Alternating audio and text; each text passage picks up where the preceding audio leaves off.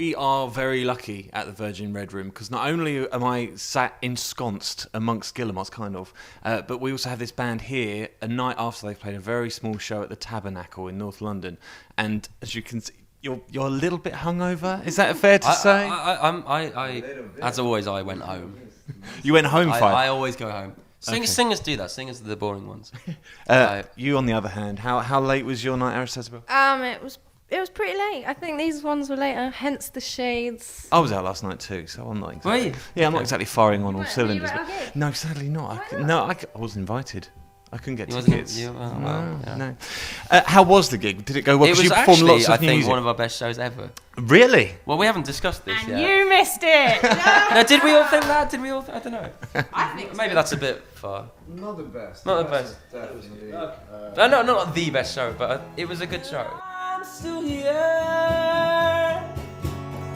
holding on to nothing left. Stand out my life, riding my delivery, walk the river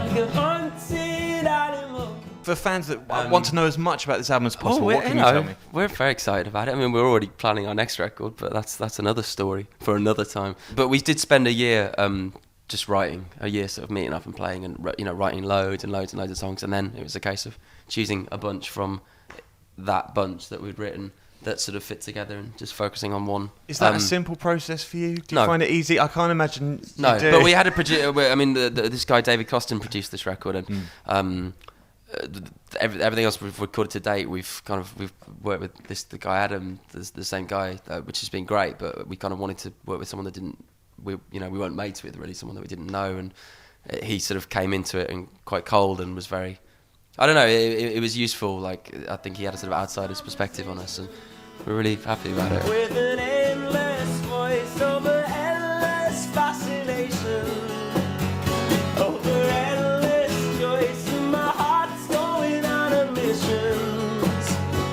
But imagine all the ways I never said I was right.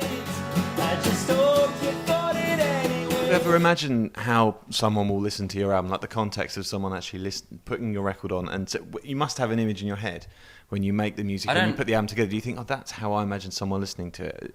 Yeah, well, yeah, for me, Inside, one of the tracks on the record, I always saw that just like driving in the night, just headlights and snow falling, and just like for hours and hours and hours. And just getting Okay. It's interesting, I've mentioned driving to bands in interviews before, but I did say in a live interview on the radio, I love your album in the car, it sounds brilliant. And they looked at me as if I was Jeremy Clarkson or something. Play on, play on, play on. The skies are made for millions.